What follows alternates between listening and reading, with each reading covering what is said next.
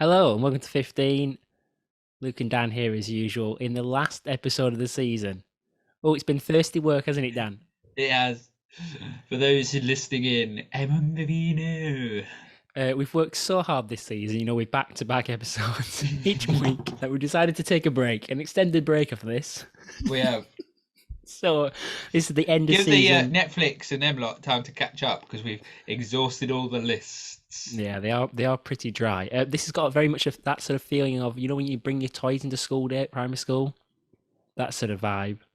Dan's looking around for a toy at the moment. He will find something, but once again, this is just indulging the very few visual watchers, listeners. I was going to say. Oh right, horrific. He's found a masquerade ball sort of thing. Okay, so the point of this episode is a top 10 show. Top 10 of what, I hear you say? Well, top 10 of the year. What year? This year? No. The year that was 3 months previous that we haven't got around to. The industry is quite literally been foaming at the mouth, waiting to hear what are 15's top 10 films of the year. Rabbit. So we haven't actually collated one ourselves. Probably would have been a good idea and actually got the show down under an hour. Mind you, Dan has got vino, so there's no way this is going under an hour. They've done one each. One each? 10 each. One list apiece. I did 15. We did. I'm surprised you watched 15 films last year. We've actually. There wasn't a lot of choice. No, very true. We actually don't know each other's lists at the moment. I mean, I've got a good idea of Dan's, but I'm hoping for a few curveballs. Just a little peek behind the curtain. God, I said that phrase too much. Thin pickings. Dan tried to call off today's episode because he wasn't happy with his list. So I'm quite excited to see what he's managed to stitch together, especially towards the back end of that top 10. I've got 9. Truthfully, I've got 9. Well, you're going to think of a 10th pretty soon because we're going to come to there's 2 in one spot. Almost. Oh, well, okay. Flip a coin. So, Dan, why don't you kick us off then and tell us what is I've only got a doubloon. What's a doubloon? An old seafaring coin. Sounds like a Belgian coin or something. Swipe with the Belgians. If any European country needed a swipe. So, what? Anyway, we can never just breeze past something on the show. It has to be hanging, low hanging. Yeah, anyway, go on, chew it up. Okay, Dan, number 10. In previous years, I would have put sound effects on this, but the days when this has been yeah, no, it's not happening. Dan, number 10, what have you got? Your 10th best film of 2021. Bear in mind, this is how people are going to see this show. These guys, obviously, we hear them talking about films, but what do they rate as good films? It's quite difficult. I've heard this before, like when you read an album review, you kind of need, at the bottom of the review, the music critics to put out their top 10 albums. It has no context otherwise. No, this is the context. You wouldn't mind if I critiqued Radiohead's new album, knowing that I'm an avid fan of ABBA, James Blunt, and... they're not bad. I thought you were going to say like Veng Boys or something, or Aqua. Yes, I didn't say them. Where's those pins I had? Cover up the tattoos. Okay, Dan, what's number 10? The French Dispatch. Oh, French Dispatch. Oh, the French Dispatch. One sec, just quickly, you haven't got 2 in one spot, have you? No, I have. So you've got 11 films?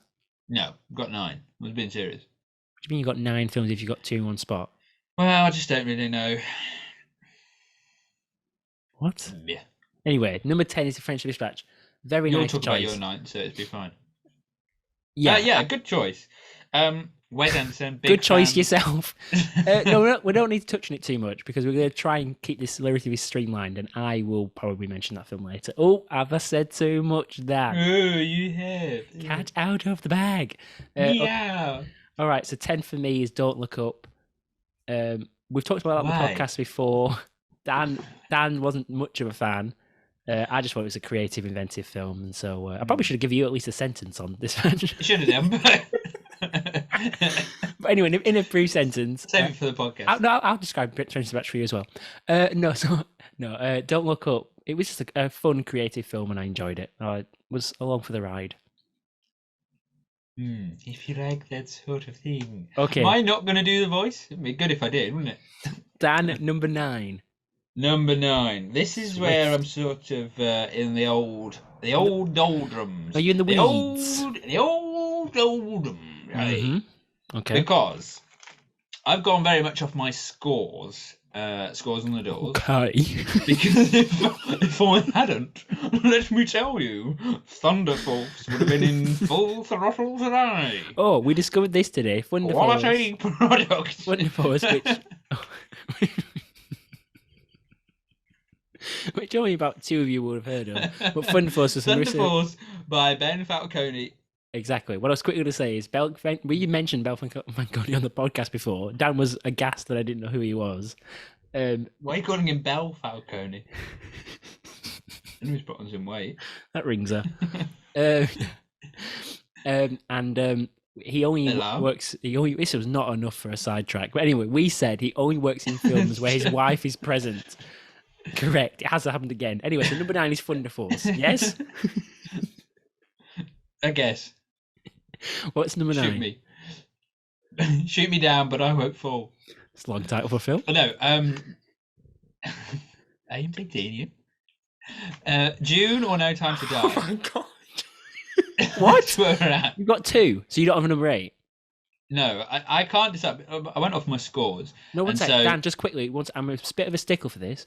Yeah. Have you got something in number 8? No. You haven't? Well, Thunder Force. So one of these is 8, one of these is 9. Yeah, really. Right, so can I have number 9? Can't decide. Can I have number... Well, you can't decide. So come on, which one is it? Can't. Well, this has to be official. Probably No Time to Die. It's what, 9 or 8? 9. Which one would you rather watch again? June. Okay, so number 9 is No Time to Die. A bit of a spoiler for what's coming next. Dan, talk about No Time to Die. Why is it number 9? I think it was it was best of a bad bunch, really, wasn't it?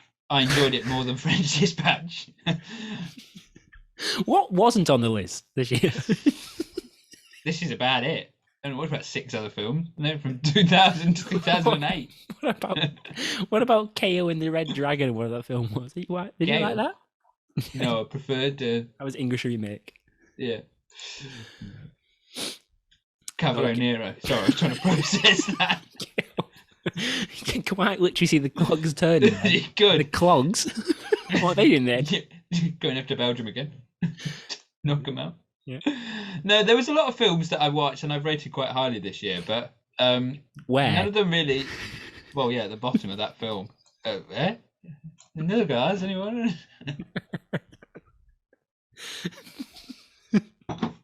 Yeah. But I think that No Time to Die actually had a bit of more credibility around the around it than just some of these other films, which were good, were fine, and probably scored equally as good. But just so we're looking at a 7. We're looking at a 7 out of 10 marks. Yeah, absolutely. That's where we're at. No Time to Die was actually quite. We were relatively harsh on it, but because we sort of a little bit more. Well, actually, I've just looked back in my score, and it differs from what I put in the other one. Let's just check that, shall we? No, Dan, you're not changing the list now. Oh, Alexa's just kicking off. No, I dropped it. I gave it a 7.5, and then I dropped it down to a 7. I just think. Distracted. Yeah. Sorry. Go on. I just think it didn't kind of what the critics were saying at the time, that it was a bit too frivolous and too lighter brushstrokes. It didn't go deep enough. It didn't have the pathos, and I think this was a failing of the whole series, that it came out the stocks with Casino Royale so strong, and then Skyfall was just amazing, and by everything else by comparison didn't really live up to it. Whereas, and this is why I kind of struggle with them, because I enjoyed the ride while I was in the cinema of No Time to Die quite a lot, but afterwards you kind of reflect on it and, kind of have issues with it. Whereas June annoyed me in the cinema, but left me wanting questions and asking questions about it. So yeah, I'd rather watch June again, and I probably would watch June again in anticipation for June 2.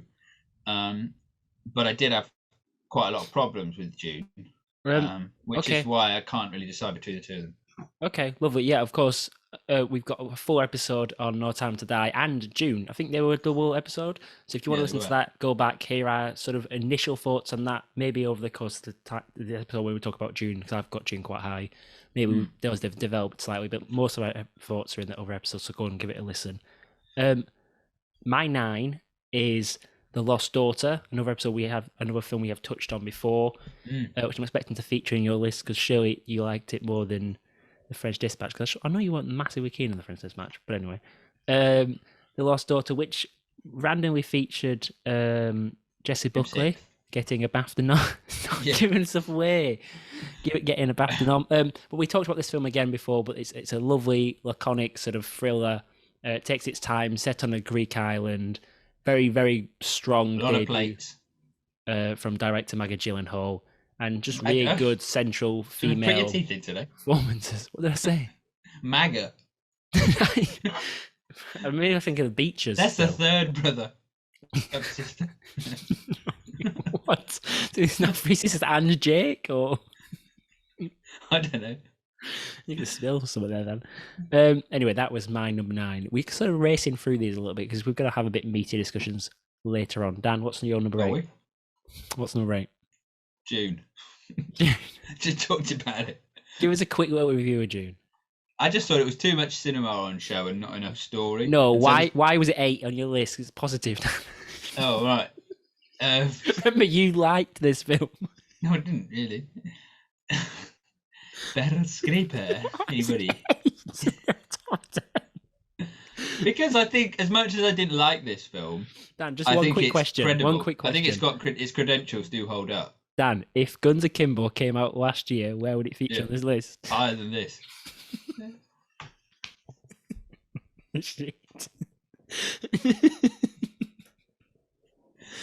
Oh god! Right, go on. Tell us about. Give us a quick review. What did you like about it?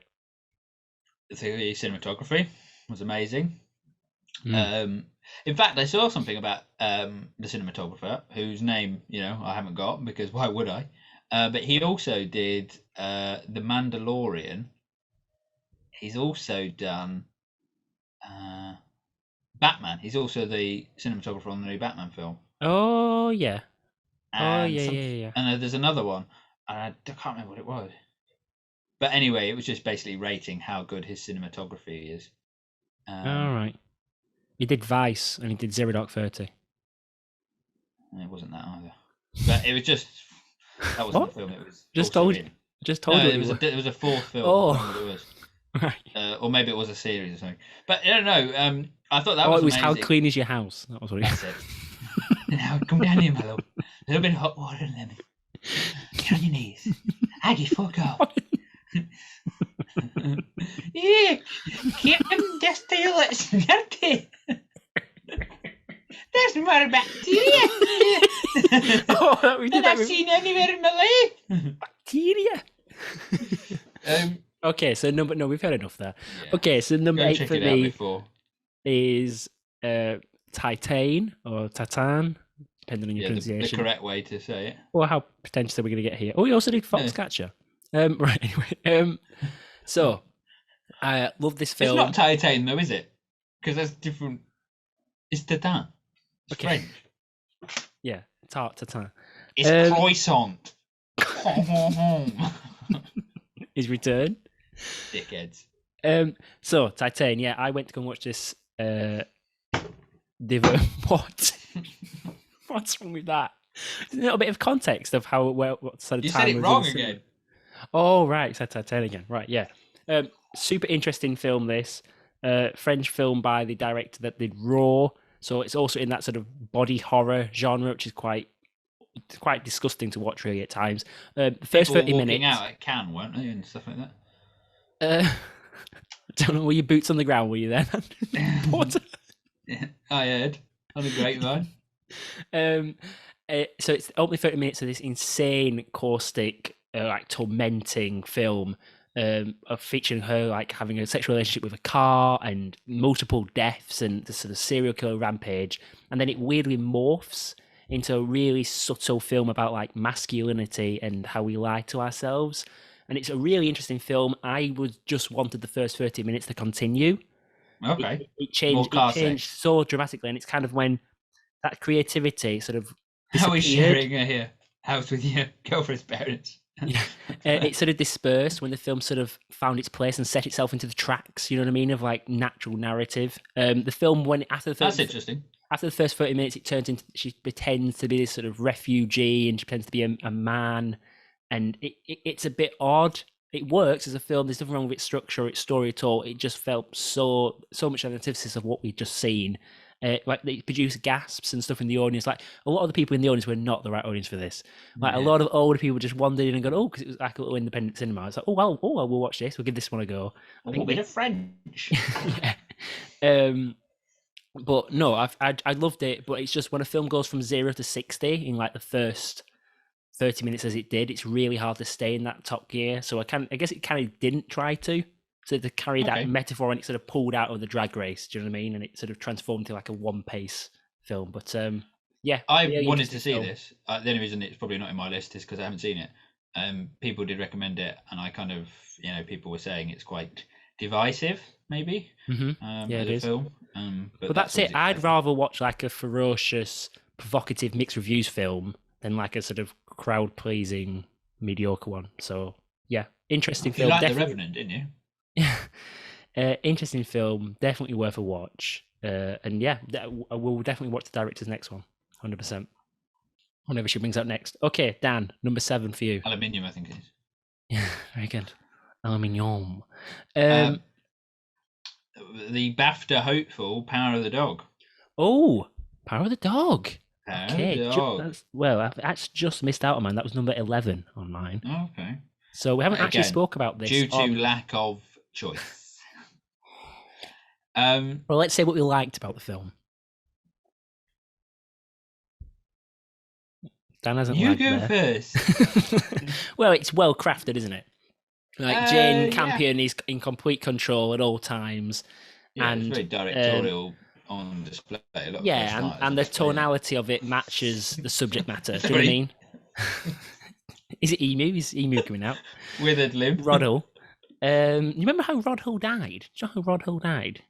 Pecked to death, wasn't He fell off the ceiling during the 1999 Champions League final. Was it 98-99 Champions League final? He fell off the ceiling. He tried to sort his antenna out. He fell off. So he? Emu knocked him off. He tried to sort that out. Anyway. Murder most foul. Come Very on. good. Very good. Very good. Go on. What did you like about it? Cumberbatch was terrific. I thought Benedict Cumberbatch was amazing in it, and I really liked the twist at the end. I like a western. I like a revenge whodunit, and I really liked how this film didn't give that away at all until after you'd seen it. It was a sort of film you kind of go, "Oh, I'm not really enjoying this." Oh, I really enjoyed it. It kind of won me around massively. I think my problem with it, to move directly into a problem, was Can't help himself. it felt like this story. Well, no, it not felt like this story was driven by Jesse Plemons and Kirsten Dunst's characters, even though they were the supporters, they were the driving force of this story, and it was actually about Benedict Cumberbatch and Cody. Oh yeah. Schmidt McPhee's characters, and they're orbiting around these two characters, and I just found them so dull and disinteresting and unwatchable. Well, not unwatchable, but just uncaptivating throughout the whole thing, that I really found myself wandering. And because Jane Campion very deliberately was very kind of slow and deliberate with her movements, that wore to me as just slow and somewhat dull. No, I get that. I mean, you can also use sort of synonyms. You could say it was like pensive and foreboding, I guess, depending on your context. But I really enjoyed how this film sort of demanded you to observe. You had to pick up on the subtext. And I know I do actually take your point. I didn't really realise it. I had a thing that was a bit off about this film. And Dan just basically said to me, he went, yeah, it's because Jesse Plemons is crap in it. And I'm like, yeah. But obviously it's tough with this, what is his direction, but I wanted way more. I know he's trying to be such a straight guy to play off against his polar opposite brother. We get that. Yeah. But you wanted more, but the ending is fantastic. I didn't even get it until the end as well. I didn't work it out until that little bit of the window. That was very, very good. I worked it out before then.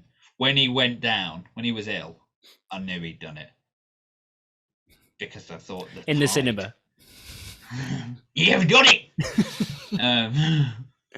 Yeah, I got it, but I was still brilliant. It was really good, really good, and a lot of red herrings, loitered throughout. Mm-hmm. Yeah, interesting. It just a slow burner, and it's kind of a film when it ended. It got going in the last half an hour, and then it sort of ends, and you're like, I kind of wanted not more because it ended very well, but you kind of want You they wanted to see concentrated a it, bit at the end yeah. just to be extended a bit into the earlier Yeah, acts. it felt like the film had just got going, and we were left without. That was when it stopped. I I guess thought what she was very good at. Oh, go on. No, no, go on. no, no. Well, I just thought. I guess we see so much of I forgot her name, Kirsten Dunst's character, because it gives us the motive at the end, and it sort of plays around Yeah. with does Cody Smith McPhee's character, does he despise his mum? Does he still love his mum and cherish his mum? And I don't know. We left me a little bit wanting. Maybe it should have been my top 10. It's very close between that and my 10 and 9 spots. So That's fair. What I thought Jane Campion excelled at here, and it was in conjunction with Benedict Cumberbatch, was their way that they left conflict open, because there was the whole thing of him being kind of almost psycho-abusive towards Kirsten Dunst's character with the music. So you thought, was there going to be kind of a domestic thing? But then you didn't know whether it was going to be a domestic between him and her, him and his brother, him and the boy, whether the boy was, there were so many lines and threads of conflict that you were constant, that it made, and Benedict Cumberbatch was moving as such an antagonist throughout the film that you totally took your eyes off everybody else and straight onto him. And then mm, actually you don't feel sorry for him because he was such a dick throughout, but that whole kind of brooding, closeted, grieving anger that he was able to portray throughout the film really was kind of driven home at the end, when you kind of go, oh, actually he's the victim, and you can kind of see why. mm. um I mean, I don't really know why he's not got more Oscar wins. I know it's basically been preordained that Will Smith has won the Oscar. Well, that was yeah, basically the with King case in Richard. December. I haven't seen King Richard. I mean, as a person, I'm not a Will Smith fan. Dan's definitely not, because Dan's a big fan of Graham, and Will Smith talks far too much to the limelight when he appears in that show. It's But Graham Norton show, not the Will Smith show. but Cumberbatch is Anyone for another glass? Graham. Can I top you up? No, we Anyways, only drink one, and during the show, let me top you up. is that your number 7 then? Uh, if that's the number one, yeah. I think that was 7. Okay, so my number 7 is The French Dispatch, Okay. which is Now we haven't talked about this because I saw this. In fact, you're wearing the French Dispatch, aren't you? I am.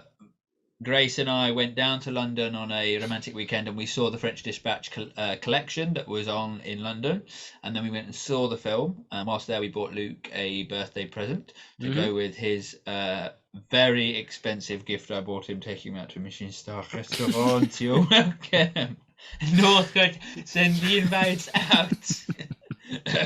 Which has still not been booked. I think that was promised a few years ago, to be honest. Yes, it was insane. I think they're booked up in February, believe it or not. Maybe March we'll get in. But yeah, we haven't talked about it because you didn't tell me you'd seen it. You lied.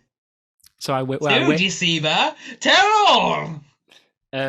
No, I just really enjoyed this, and I think I can understand. I only enjoyed it because I'm quite a large fan. I'm quite a big fan of. Quite large, so. Yeah, sorry, I'm quite large, fan of.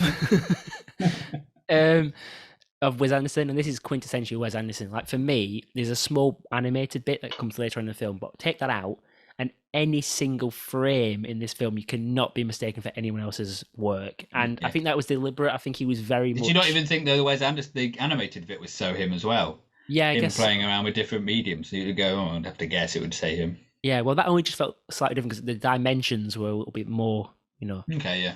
interesting, but a bit more dynamic anyway. Yeah. But I enjoyed this film quite a lot. I thought it was really funny. It's 100% my sense of humor. Obviously, it's about these 4 articles. The first one quite not so much, but the other 3 like sprawling articles. And he's talked a lot. This is his sort of homage to journalism. This is what he wants to showcase journalism in this film. And he's a huge fan of. Was it the New Yorker? Or was it New York Times? And he lists all these people at the end of who the film's for. But it's for great journalistic work, and that sort of starts in one place, and then the writer just follows the heart of the story, and it just moves and unravels, and it's tangent after tangent after tangent. But I just like to watch a film where you're always watching these visual treats that Wes Anderson offers up. But it's a film that really puts the screenplay at the heart and center. And he's such a talented writer that can't go amiss. He's a complete auteur, Wes Anderson, and screenplay was amazing. It was so funny, and the performances were great. Tilda Swinton was love Tilda Swinton in this film as the art curator with the bizarre voice. It's talking like a bird of prey. But Yeah. yeah, no, I really enjoyed it, and grumpy old Bill Murray as well. You see, for me, I felt it went too far. It was too Wes Anderson, and Oh I don't yeah, mean that as too Wes Anderson, but it was too episodic, and okay, I wanted more of the actual French Dispatch itself and less on the stories, or because ultimately, half of the stories I didn't like.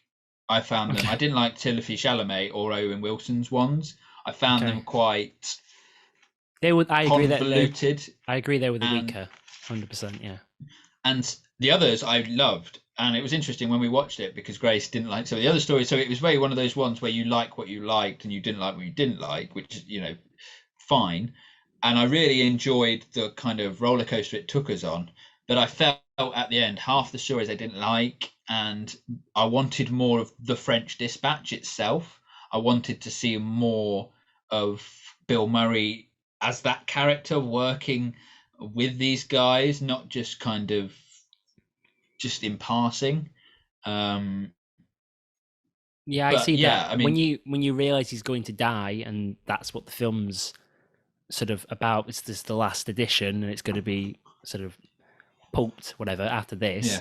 Then you do expect you're going to see a little bit more about this man's life. But I don't know. The But I film, didn't know. I don't mind that it's not about his life. I just wanted more of his character. I didn't really get anything about him. Like I get it that it was journalism and very much in that New Yorker style, which is what it took inspiration from the French Dispatch, and that very much kind of soul and I don't mean that in soulful. I mean like complete individual stories where it start to like Tilda Swinton's character, yeah, and the whole prison scene with Benicio del Toro and Lea Seydoux, brilliant, like fantastic, and I really loved that as a vignette.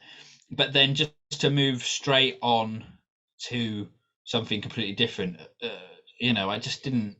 I guess that's what he means by with the turn of the page, though. And you're onto a new Yeah, genre, you're onto a new writer, you're onto a new syntax. You know what I mean? It's all completely different. And I know his frame is always the same.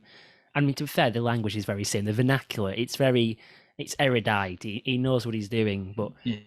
I enjoyed, there was some differences in it. And actually, to be fair, I do agree with your point a little bit. Like, some of the best bits were when he was just going through the office and all the different Yeah. characters, and the guy that's never written anything, but he starts, and all those interesting characters. I enjoyed all those little jokes, but I would like him And Wes to Anderson scratch the surface. excels.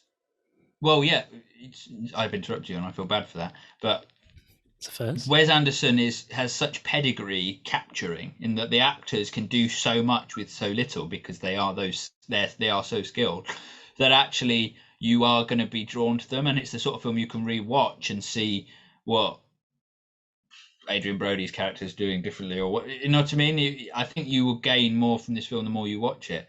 So yeah, I just wanted more. I wanted more of the French Dispatch, and it felt to me like it was more of the editorials, which I suppose Mm. you could argue is the French Dispatch. Da, da, da, da. But that was for me. But I thought the 50% that I did engage with were amazing, and he really is a master of his style.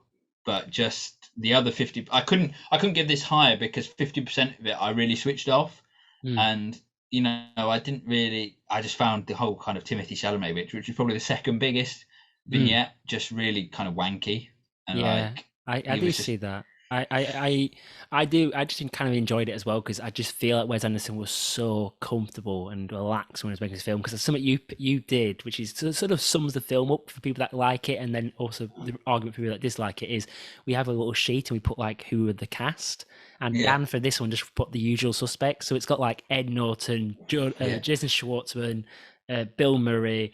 Adrian Jason Brody, Schwartzman, Tilda yeah, definitely. Swinton, they're always in his Yeah, films. Owen Wilson, obviously.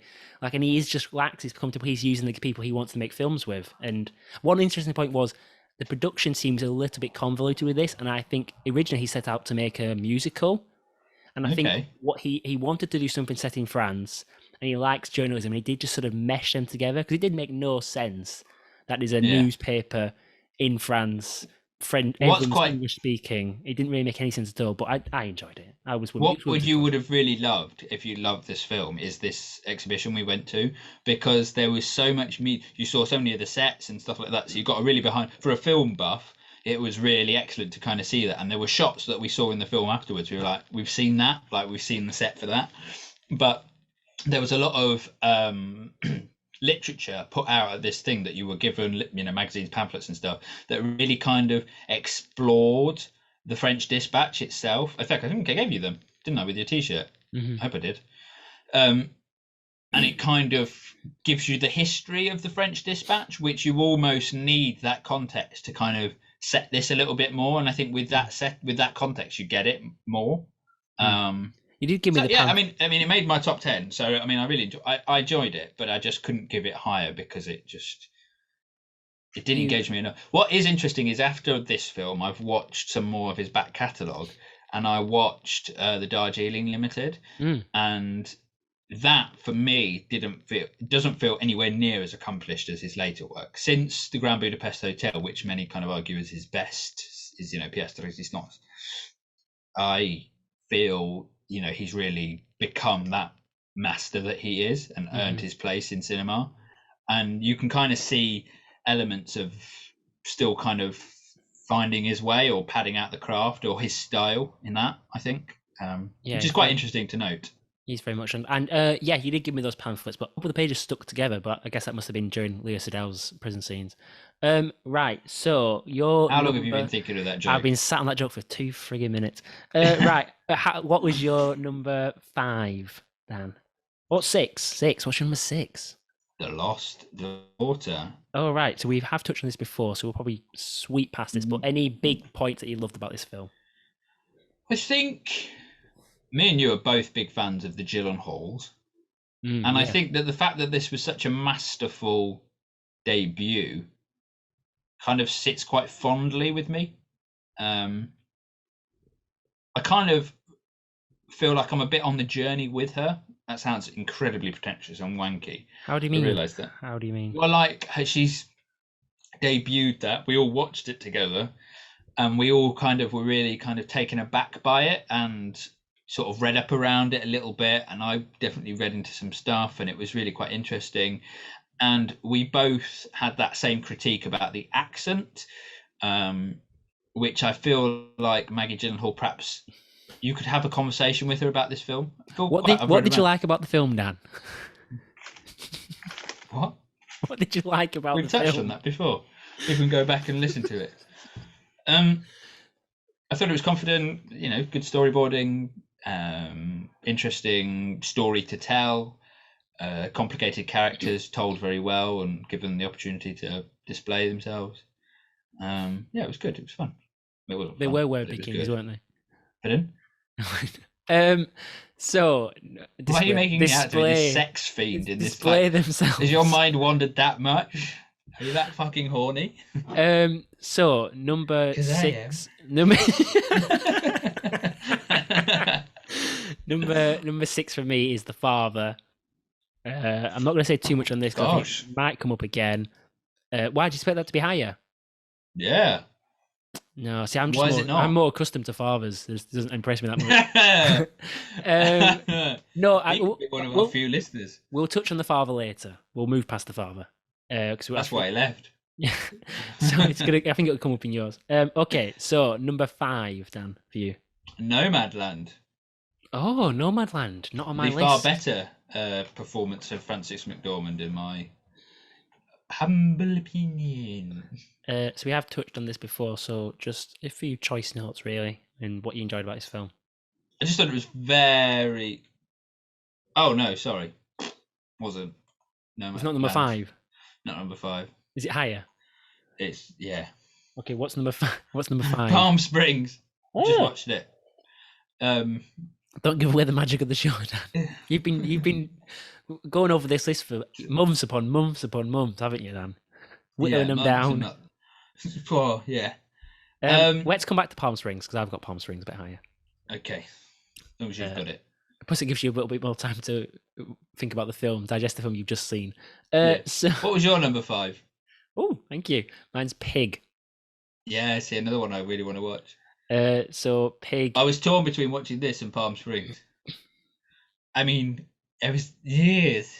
Well, I really enjoyed Pig. So Pig's Nicolas Cage film, and it was basically sold as the best Nicolas Cage film for 20 years. And I'm not completely a connoisseur in his back catalogue, but I'm not sure about that. Have you seen National Treasure? I think that's where the argument formulated, Dan, to be honest. What, after National Treasure 2 as well? My mum loves They those say films. the sequel is always worse, and he has the exception to the rule. There's very few. Godfather 2, It's just Empire not though, is Strikes it? Back. Godfather is just better than Godfather 2. Yeah, Godfather is better. And as is Empire Strikes Back pretty good. The only one, the one that does actually is the exception to the rule, is Kung Fu Panda 2. Yes. Kung Fu Panda 2 is very, very good. Thank you. I'm glad you said that. And I didn't even pay him to say that. No, Kung Fu 2 is fantastic. Really good. With the peacock. Oh, yeah. Anyway. Scars don't heal. Wounds heal. What do scars do? I guess they fade. I don't care what scars do.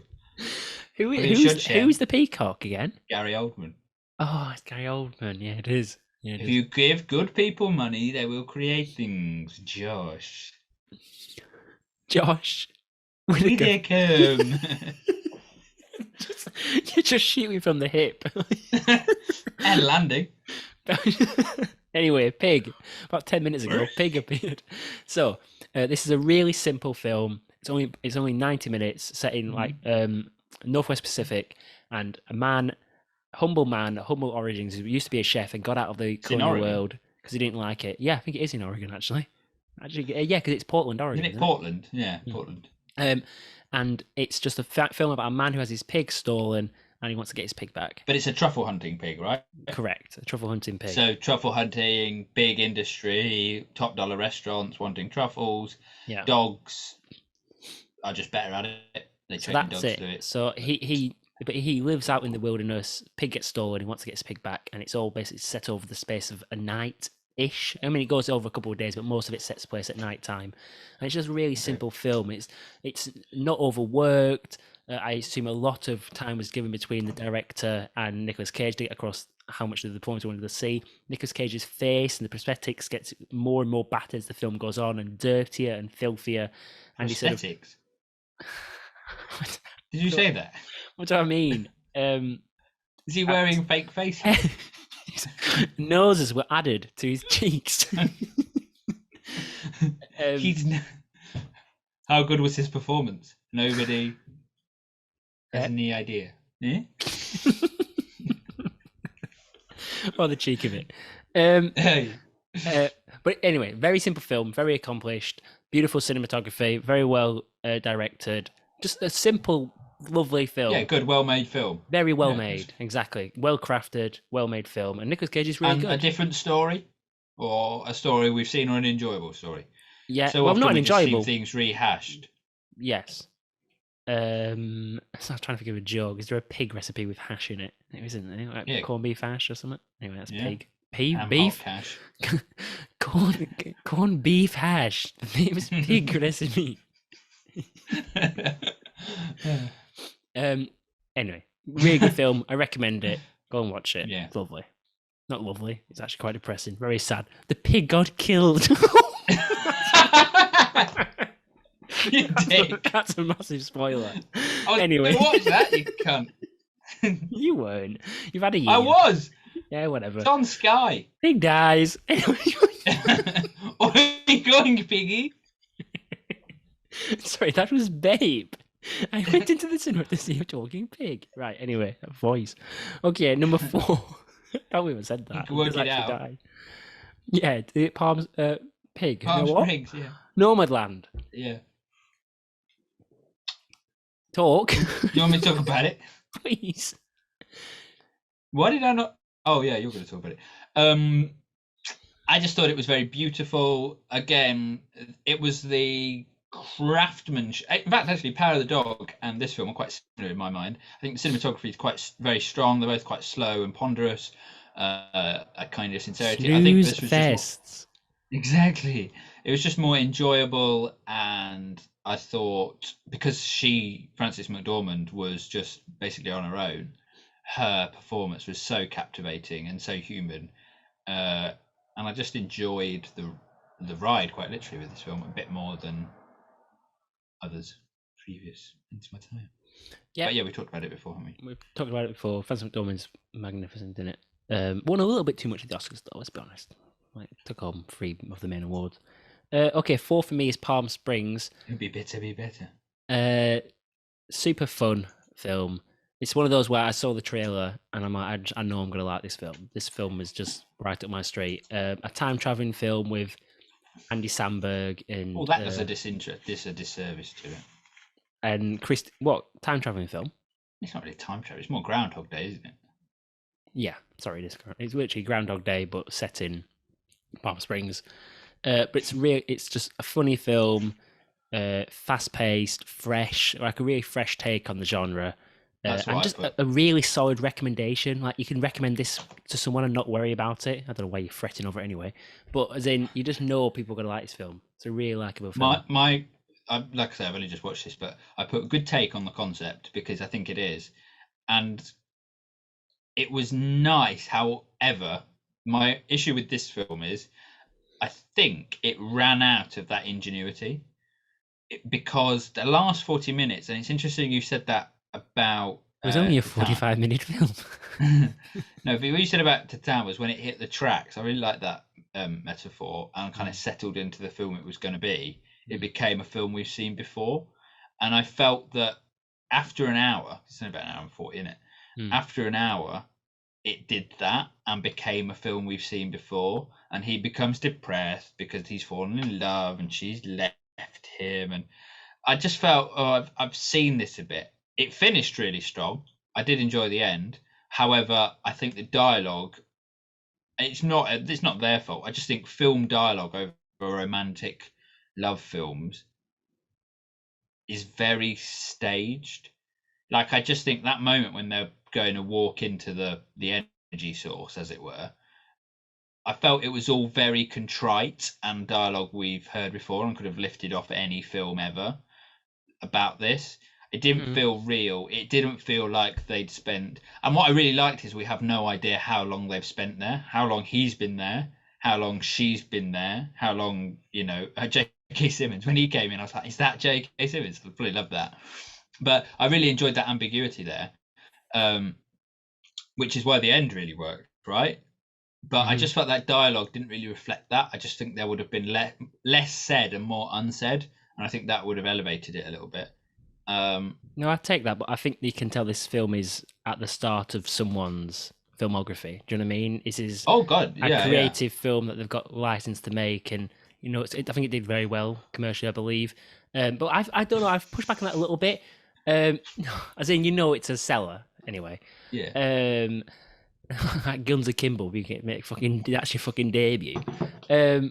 Anyway, but no, I think it got more tender. I know what you mean. Comedies, it's hard to sustain. It's such a hard genre. I think there was plenty of laughs enough for me for the juice sort of lasted till the end. And then J.K. Simmons, when he talks about his family, that stuff really works. And I don't know. I Yeah. think Sandberg did have enough depth to his character, and also it gave me the laugh of the year. There's a bit. It's not even that. I mean, it's not funny for most people, but there's a Not bit the where bit with the goat, is it? there's a bit where no, That's quite funny. there's a bit where when they're really in the swing of things and sort of enjoying having to spend every day together, and they learn a dance routine in the pub, and they jump up and then just swear at everyone and leave. I literally laughed my head off. Oh my goodness, I couldn't stop laughing at that. Really bit. Good. I really enjoyed that bit. But super fun film. Just a really I wanted fun, funny more film. of that though, and I weirdly I wanted more of the sex because this and film. You say I put words in your mouth. Exactly. I feel like this film was a bit edgy because of that, and I feel like films of this nature always do that. Is whatever the edge, whatever they're selling the edge at the start, whether it's violence, whether it's, you kind of said it about Titan, right? That it starts off really graphic and gory and then settles down and becomes more tender. That films like this was kind of edgy, and he's like, yeah, I know she cheats on me, watch, and every time he goes and watches her get licked out, and that's funny because it's why is that rude? It's funny because it's the mundanity and the normalcy with which he places on it that you're laughing at, and then they're like, "Do you want to go make it?" There was humor there, and to kind of cut that humor off, they always do it. It's every film does it because you can't be both, and I think maybe it's just a struggle of the genre. I can't believe in what was a celebration of films of 2021 that you've got to say something so crude. And I'm gonna have to put an explicit on this episode for the first time ever. I can't believe it. I said cunt earlier. The film starts. The film starts. Said it again now. The film starts for anyone that missed it the first time. For a film that starts with nice leg and then they have sex, I instantly tried that on Claudia the next day. Nice leg. Now who's putting an explicit? Didn't work, obviously. No, of course it didn't. We went 3 years. Okay, so right. They're not nice. So Dan, what is your number 3 film of 2021? And we're going to get a round of applause. I think we've got the same. Mitchell versus the Machines. Yes. We won. We've got the same. And this is a hell of a film. Oh, what a film this is. So, funny story this, right? No, I said to you, no, come on. I said to you, don't watch this film. It's going to be shit. It's going to be a kid's film. Really kind of, Trolls, the musical or whatever that shit and garbage is. You sold it to me. Yeah. And then you watched it, and whew, I'm glad I watched it. Yeah, I said you got to watch it. It's like I remember really liking Cloudy with a Chance of Meatballs when that came out. Point?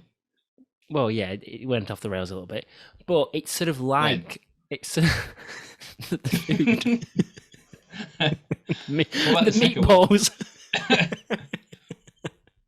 I can't remember the second one.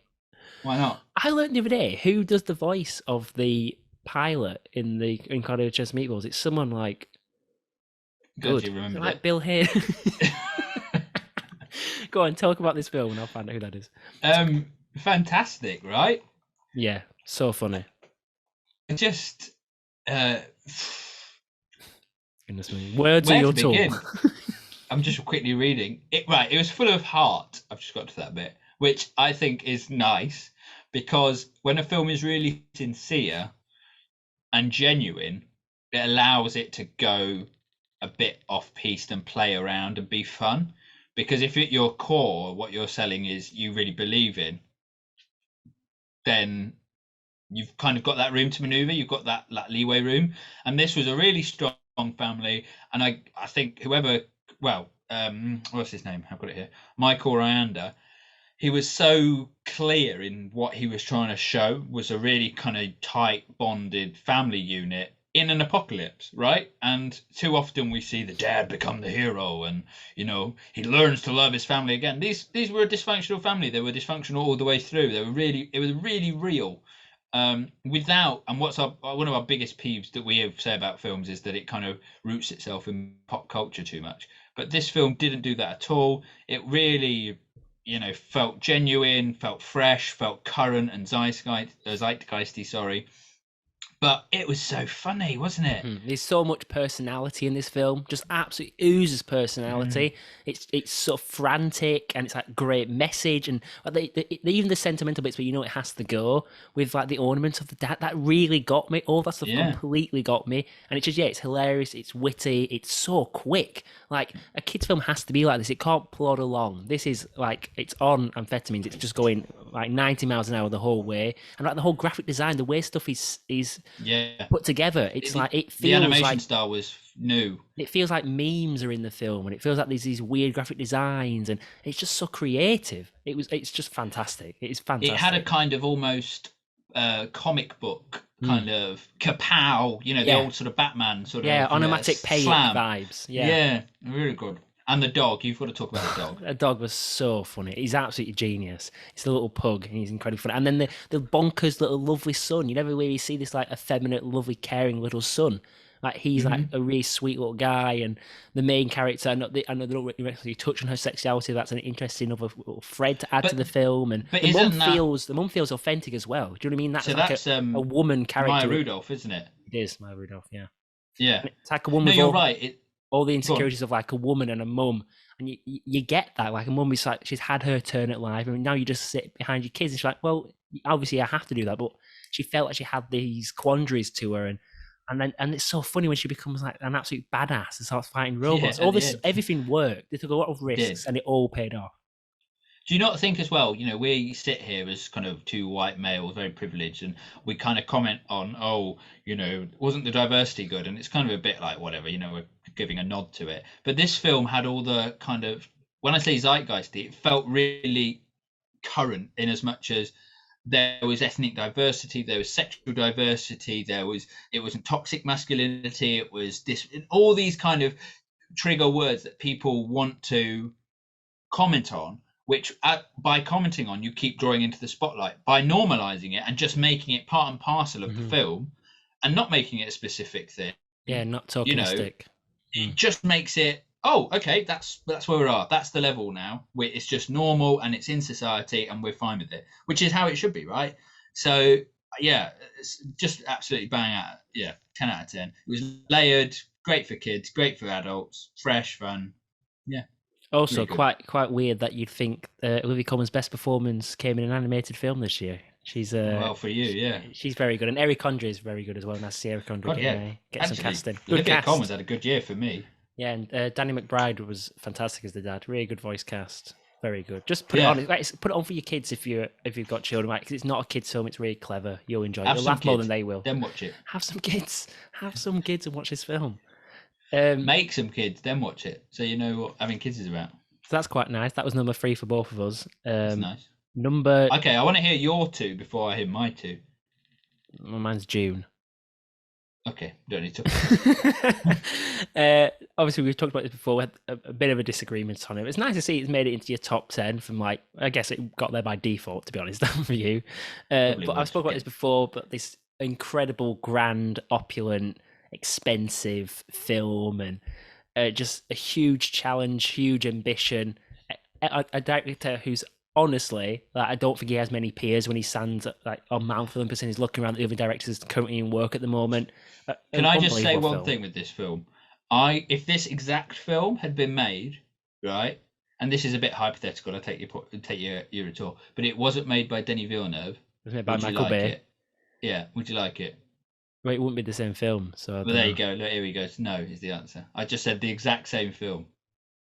I don't think you would. I think you like the kudos of Denis Villeneuve. I think that's the one thing I'd say. I don't think it hinders the film that it's him. But I mean, if it was exactly the same film, I don't think you'd like it. I don't think you'd even gone near it to watch it. I wouldn't have even sniffed it. Exactly. I'd have had to. I would have.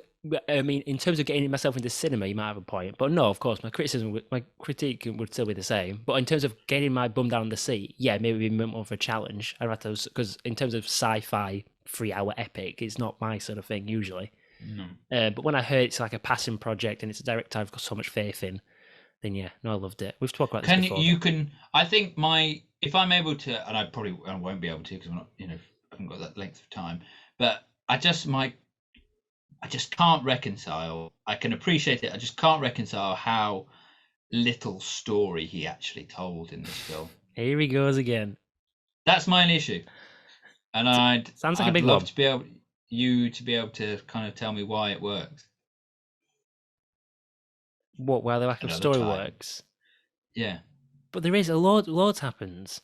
He just does it. He just does it. He just sort of keeps off this in you. Like we found out about the whole socio-political landscape within the first 15 minutes, perfectly told. Yeah. We found out about the relationship between Timothée Chalamet and Rebecca Ferguson, his mother, and the dynamics and the fight between him understanding himself and him realizing his destiny.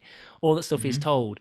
We found out about all the other people in the world, the tribe, what are they called now? Not been so long since I've seen this film. The Sand People, basically. We found about all of them. The Sand. That was funny. And then the bad guy, we get to the visions of the bad guy. What's the bad guy called? Even with the H, he's Harkonnen. Those people. All this stuff is told, and yeah, I understand it's a part 1, and that's real that you got hung up on. But who cares if it's a part 1? That means we get a part 2. We get another one, Dan. I finally see what people who like superhero films now. They're like, oh, I liked that. Just give me the same film again. Yay! But no, come on, it's gonna be so good. It is gonna be. The part 2 is gonna be fantastic, and it's gonna be part 3. I think part 2 will. I think he's gonna make it in 3 parts. I actually think he's gonna do that now. It sounds like he's doing that. It seems so. Well, the second and the third will be a lot better for the failings of the first. Lovely. Positivity. Okay, so we'll move on to part. It's positive. Move on to your. Yeah, for number 2 and 3, but not for the failings of the first. Okay, Dan, let's go on to know your number 2 because we're pushing an hour already here. Yeah, we are. Well, we're not. It's 55 minutes. We've got bash for it. The Father. Why was it so low for you? It's, I suppose, the first It wasn't question so I'd like to low. ask. It's a celebration of film, Dan. I really enjoyed it. It got Okay. into my top 10. I Yeah. gave it How many films 8.5. you watched this year? Okay. Give I gave it 9.5, so I 11. gave it a whole point more. Exactly. Okay, why did it miss out on this spot? Because the other films were better, or because of Well, why don't we anything talk about particular? what we liked about it first? That's always usually a better place to start. So I Okay. think it was brilliantly told, wasn't it?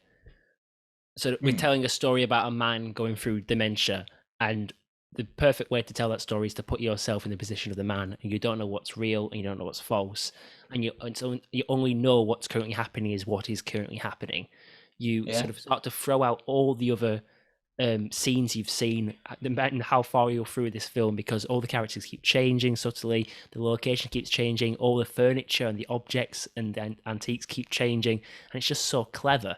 And you're just grasping onto stuff, and all you have to do to maybe keep yourself sane is believe what you're seeing in that exact scene is the truth.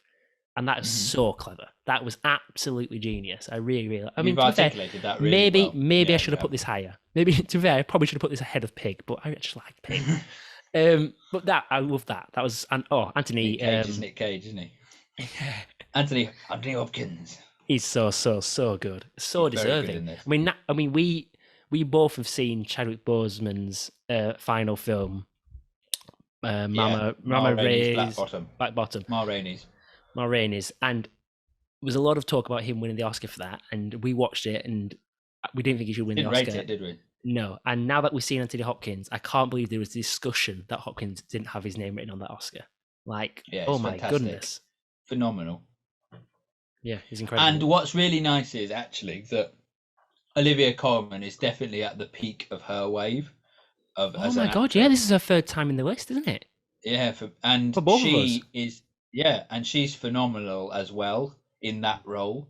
And it goes back to what I say. You know, you put good people in a thing and you give them good stuff to do, and they will just do it. It was Florian Zeller was amazing at crafting this kind of confusing world, and you love Memento, don't you? Because Memento is all out of sync and all out of order, and you're constantly kind of kept on your toes, and catching you your as own an audience, tail. and I hadn't thought of those thoughts that you were saying until you just said them now, and you're totally right with what you just said, that showing it from his point of view in that way just is brilliant. Yeah, so brilliant. It's told perfectly as well. I mean, the depth of Hopkins' performance is exceptional. It is amazing how he turns on a sixpence because his character's constantly he's trying to rationalize everything, and he reverts to infantile behavior because that's probably the last That time he moment where felt he's safe. And go on, sorry. just as an acting master. No, you're right. But that, just to pinpoint specifically, you could almost take this out and go, this is an acting masterclass. Not even in the context of the film, but just how to change between characters. When he first meets the new kind of in-house help that's coming in to be with him, and he's all giddy, and then he changes into this sinister, almost Hannibal Lecter kind of, like, whoa, we've seen this before. Just brilliant, But brilliant the shots, in terms of the cinematography, the shots, everything was so clean and deliberate. And I mean, the house was, I know the houses sort of changed over time and stuff, and the art started moving around, but like these beautiful London townhouses, and everything stays in that space as well, which I like. But that's what's clever, isn't it? The frame stays the same, but the interior changes. So for him, like you say, it's his perspective of it all. It's really kind of drawn on that viewpoint. And how good was the first? Because I think eventually you realize it. Because I mean, going, I knew it was to do with dementia. I didn't read too much up on it, but when the first 20 minutes is going on, and this is maybe a minor criticism, but only because I shouldn't really say so, but it's because of the films I love. I thought this was going to go somewhere seriously sinister, thriller. Well, because when you don't know what's going on in the first 15 minutes, and then another male character comes into the house, and you're like, what Yeah. is going on here? And obviously, it's I've got here. Oh, go on, but I put here added an eeriness and sinister aspect to the film, which I yeah, really enjoyed. yeah. I kind of It wanted. felt I know it, it can't go in that direction because it's not that kind of film. But I mean, I'd love to see another film of this that does go in that yeah. direction. Like, oh, what would have happened in this film? It had the tension and that eeriness and that where's this going to go, that unresolved conflict of almost the power of the dog, or horror films general, you know, don't Jordan Peele, Oh, Get Get Out. Out, that kind of really low level, you know, you're not sure is when the guy's hitting him and stuff like that, you know, is he Mm. gonna get a knife and stab it? It could have quite easily turned on a sixpence and gone there. It didn't, but it was nice to have that threat, I suppose, of it. Um, And I think my one, oh, go on. go Well, on, no, we talk try not to positive. get too. Yeah, no, it is. I try not to get too specifically into the weeds of scenes on this because I mean, until that stupid spoiler I gave away about the previous film, we kind of want you to watch the film. But the one scene that encapsulates it perfectly, and I think it was the best part of the film. And when it happened, I sort of sat back and went, "Okay, right, this is very good." Yeah, Is he comes into the dinner table and Olivia no, totally Colman what and you the mean. husband are eating the dinner, and he sits down and has a conversation with them, leaves, and then comes back, and it's a loop. And that just is Yeah, perfect for how disorientating the scene is because it makes perfect sense. Like it's this whole argument that time is a circle, a flat circle, yeah, yeah, and it makes sense at every single point until the circle meets, and you're like, well, that doesn't make any sense now. And that's just yeah. so clever. How he worked. My one, Quab. I, yeah, I put my opening line to this is an incredibly sad film from start to finish, and that's meant as a positive. It's just, you know, it's just an observation. But perhaps one thing that could have improved this film would have been one moment of pure fun or unmolested memory or emotion.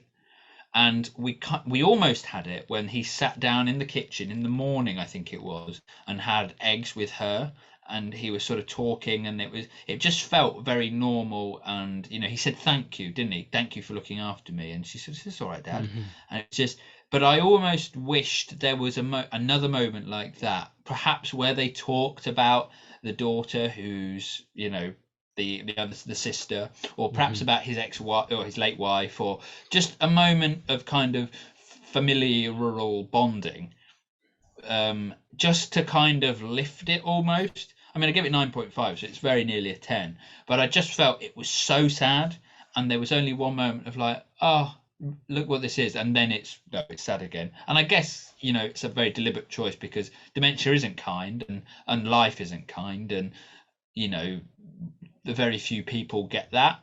But this is also a film, and you Mm-hmm. can light and shade is so important, and just a moment of ah probably would have made all the more impact to then the come crashing down. The high would have added to the low. Mm-hmm. No, Um, I agree. I love that point actually. Like I. This is not my point, but I did in film criticism. Some mentioned this before. Like they sort of completely throw out films that have not a single joke in them because life is full of jokes where people are always trying to make people laugh, and you would have joyous moments even in this depiction of what you're trying to show is like this inner psyche and dementia's sort of corroding his brain, and for want of a yeah. better phrase. But He yeah, puts my his thing, phone in the fridge, you know, yeah. that sort of oh bloody dad, you know. Imagine if it was incredibly slapstick and a live studio audience started laughing. But I just think the ending was maybe I just then was so sad I didn't. It left on such a sour note. I understand. I don't like films that just ignore what they did for 90 minutes and leave on a happy note. It's like, what the hell happened there? They put a happy song on in the credits. But I kind of Yeah, like ambiguous moments where you can really ponder at the end. And this didn't really leave you anything else to ponder. The film, maybe in a good way, the director said everything he wanted to say on the subject matter. I've just seen in my notes that this was his debut. Is that right? No, didn't he do? You rattled off some of his other films. Didn't you rattle Why off have some I other got that then? films? Right. Also, finally, Never mind. Very good direction. Very good. It was very good film. Yeah. Ludovico Einaudi did the score. That's very Yes. nice. The Beautiful music score. was good. Gorgeous. Yeah, it worked. Classical and sort of grandiose and aging decline. Right, let's get to number one spot then, Dan. What have you got for your favourite film of 2021?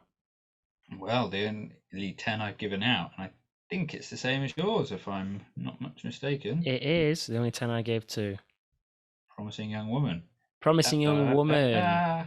the Emerald Fennel writer director. I think she's off the tree of what's she called? The woman, the British woman that's everywhere. Phoebe Waller-Bridge. She's off that tree, Phoebe isn't she? Waller-Bridge. Yeah, one of the branches off that tree.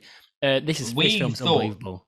we saw this before the last Oscar, so good year ago now, Yeah, and we wanted her to at least get a nom, didn't we, for Carrie best Mo. director? Oh yes, Emerald Fennell. Yeah, yeah, we did. No, Emerald Fennell, because we it was great. It's just great. Yeah, this is Um, exceptional. This is so basically it's a have we talked ra- about this on this? No, I don't know. We talked about it privately a little bit. I mean, I literally watched this film like 13 months ago, so forgive me if my memory's patchy. Um, but this is exceptional. So it's a revenge thriller, a rape revenge thriller that is a take on sort of embodiment of women in terms of sartorial dress and the way men act around that. And it's a film on consequences. I think that's basically what this film is about. It's about women having to live with consequences that were enforced upon them and men not having to deal with their consequences. And it's this frat boy But nature against the innocence of but women. but putting the spotlight back on men at the same time. And it's just a wickedly quick, dark, Wickedly talented. wickedly talented script and screenplay. The screenplay is exceptional. I think it won for screenplay at the Oscars. I'm pretty sure it won original screenplay. You know we don't check facts here. Yeah, but I think she did because I remember being excited because I'm pretty sure she won it, which is incredibly deserved. And this film is full of twists and it's so clever. And then what I said to Dan, because I think I watched the film before you and I recommended it to you, there's a point in You the did. film where Best original screenplay. Yes, you're right. One. everything's a lot of films start incredibly well and they sort of take the foot off the gas and at the point where you think this film is sort of going to ease off, it just pushes down even harder. It completely accelerates and My first line on my it's hard not to review give is spoilers.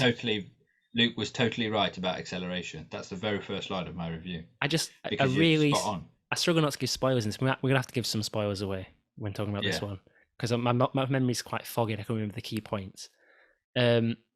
What do you love about this film? It just hits the ground running.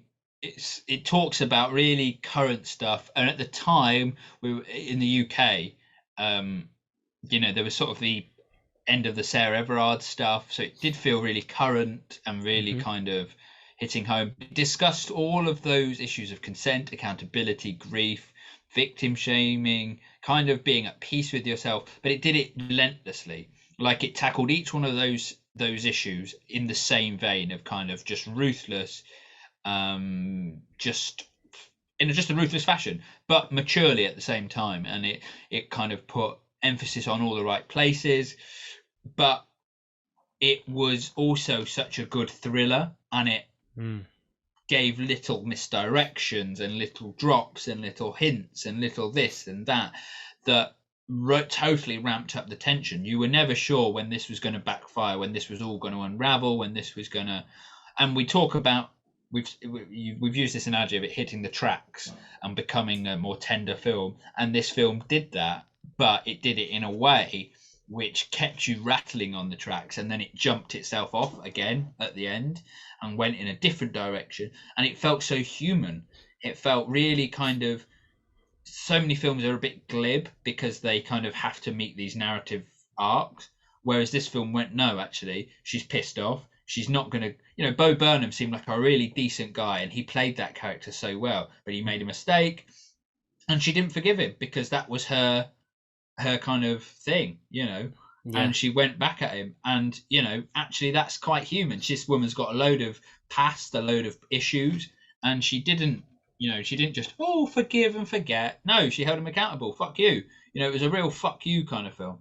I love that, but in a great way. Yeah, this is Carey Mulligan's best friend was raped in college, and Carey Mulligan becomes obsessed and consumed by this need for justice, and everyone else around her is trying to in lovely suburbia is trying to put paper over the tracks, and she's just an absolute freight train, and she's just she's unrelenting, like you say. And which is interesting because you have moments in this film where you sort of question the protagonist's psyche and you think, maybe she's just crazy. Unreliable narrator. It tries to do that to you because this is what the guys say.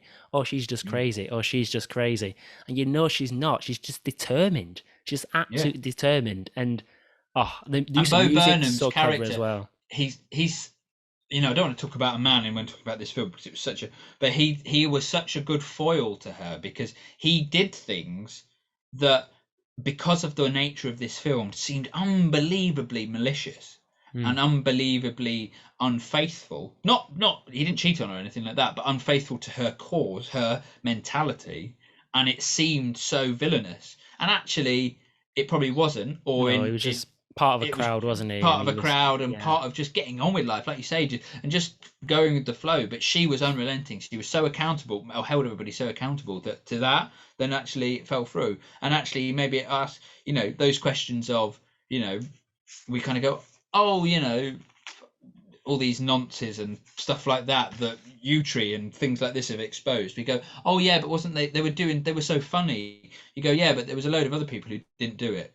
You've got Hmm. to hold these people accountable, stand up and be judged. Hmm. And this film really calls that into question.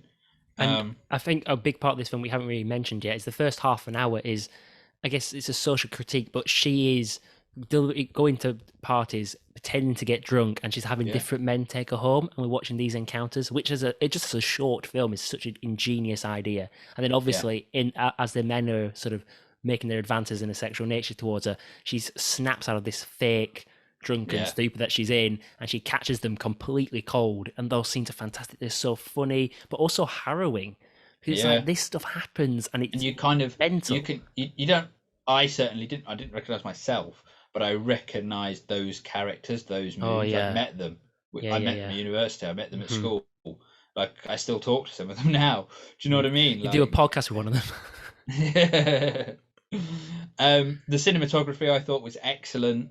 The kind of vividness of the colors. Do you remember you That neon called it? drenched sort of vibe, wasn't it? Yeah, really great, really great. And the music was cool. Cool. Yeah, Yeah, oh, Cassie, the character, was called, wasn't she? that's it, Cassie. That's it. And It her kind of gave a parents. sickly tweeness. Oh, that was it. Yeah, excellent. Especially set. Yeah, One sec, Dan's just just reading my going through notes. his notes No, here. but there was a moment where she went back to her childhood home, and it Well, was in yeah, this she very stayed there, sick. didn't she? It was odd because her life was literally on pause.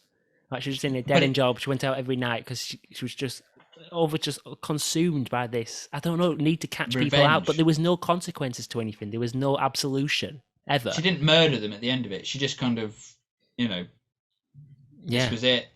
taught them a But lesson, but did they learn from that lesson? Probably not. Not really. that I was there was this moment. Maybe I've read into it. Maybe this is that whole thing from Mice and Men where she stood in the doorway and we interpret what that means, and it actually just means she stood in the doorway. But it's when she goes home and her house is all this kind of twee Victorian teacups, doilies, everything like that. And I Hmm. really drew from that this kind of decorative men are the man and women are just seem to be decorative and on the side and pretty and twee. And actually this she was leaving that lifestyle, going out into this punky fun cool world and being a player, not a pawn. Hmm. um yeah, I just thought it was great. Direction fantastic. Carrie Mulligan was amazing. um So many twists, so many really good twists as well. Very clever. Oh, it keeps you guessing, and then the ending is very, very good as well. Very, very, very good. I mean, there's scenes where it's just so confident. She just holds. There's one point in this film I'm desperately trying not to give away, where we hold a scene for a few minutes, and it's a really dramatic moment. What's the going on? moment. Yeah, the moment Yeah. and that happening, and you sort of. I was verbally sort of wishing that this wasn't really happening, and Mm. how's what was it, force majeure? How's this going to change now? What's going to happen now? Who's going to come and save Where's this? the twist again? Where's the twist on the twist? Exactly. Where's the twist and the twist? Yeah, And you're just like, no, we're out of twist now. This is reality. This is what happens. And it's usually they real. get it. Usually, yeah. Oh, I'm going to watch it But again. then, but there was we said this at the time that the film ended sort of three times. Once at this point, once at that point, Mm, and once at the final point, and that's obviously three times. But it's without giving spoilers away. And it could have finished at any given point and been exceptional. And I think that was almost the brilliance of it. That hmm. the ending she chose was definitely right, Hmm. but you kind of we talk about soul all the time. It should have ended when he died, and it Hmm. shouldn't have gone. And this film had that moment of it should have ended then, but it Hmm. didn't. It should have ended then, but it didn't. It ended then, but that was equally as brilliant. Yeah, I quite like the idea of having I mean, I maybe one thing you could probably throw at me is I do fixate quite a lot on endings, but peak end rule is a thing, and how a film ends is so important to me. Like still, Uh-huh. like Get Out is a 10 out of 10 film for me, and I would have preferred the alternative ending, which I thought was coming, where he's Yeah. gonna get the policeman's gonna come Yeah. and just lock him up again, which would be incredible. But something like Lady Bird, I think I mentioned this in the podcast before, where you think a film should end, and you're basically telling the film end, but the directors know what they're doing. They come up with a better ending. You think, okay, this person knows what they're doing. It's funny you mentioned Get Out because I've got here, there's Brett Goldstein's comment about how this ties nicely into Get Out, Parasite, and Promising Young Woman. These three films are all telling an arc about the importance in modern day society about race, class, and wealth, and consent and womanhood. And I really feel like that those three films really shine the spotlight on those conversations in a really, though, like you said, Parasite's 10 out of 10 film, Get Out was a 10 out of 10 film, this is a 10 out of 10 film. It's just really, it's ruthlessly, and yeah, you're right, the alternate ending of Get Out would have been the truer, I think, and much bleaker end, but more realistic, and all three of those films then would perhaps have been a really almost harrowing, too close to the bone kind of slice of humanity in a horrible way. Yeah, they're Brilliant. all social critiques of the highest order. Yeah, very, very good. Yeah. Hopefully, we're going to watch a film this year that is up to the scratch with those guys, especially number 10 spot. We'll get to the bloody number 10 next time, Dan. So, what do you think about my list, and what do you think? I'm jealous of your list because there's films in there that I wish I'd seen, and I think don't be. No, because I feel like my list, my top five, I'm happy with, but my bottom five is a bit. I'm happy with my They're a top bit 8. crowd-pleasing. I'm happy with my top 8. I should have, in all seriousness, I really should have watched Minari. Should have watched Judas and Black Messiah. Should have watched Another Round, but Yeah. whatever. Didn't get around to it. Another Round. Maybe next time. You still haven't seen Moonlight, so I won't worry. Exactly. Still don't watch bloody Moonlight. Okay, Dan, thank you very much for joining us. This is the end of season 3. We're not going to take too much of a break. I think we're going to be back next week anyway, I think. It's the end of season 2. It's the end of season 2, is it? I've been saying season 3 all the way through this episode. Also, you weren't there in the first season, were you? But some people really say that sort of lost a step. The first season... So you're doing a disservice on yourself. The Lost Files. Who are you doing it with? Bottle of Jack Daniels, just mean that. Rattling off. Dan, thanks for joining us for this season. It's been an honour.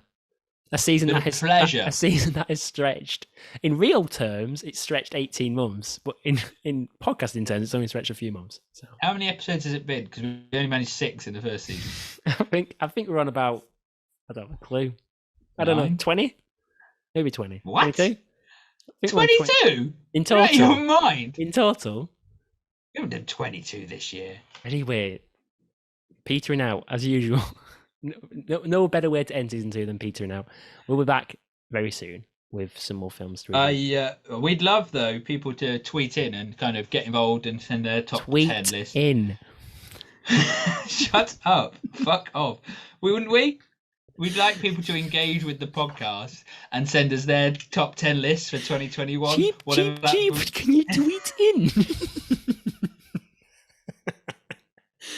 No, please do tell us what your lists are, and please start eviscerating Dan's list. That would make me very, very happy. We might have guests in season 3, by the way, but more on that later because I don't want to jinx it. Irons in the fire. 23. Pretty good. This is the 24th. Oh, I thought 2 a month. There we go.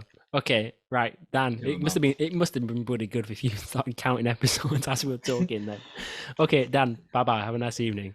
What? And you. Look after yourself. You. You enjoy the south of France. See you later. Bye. Cheers, everyone. Oh, you finished the glass. Yeah. And the bottle.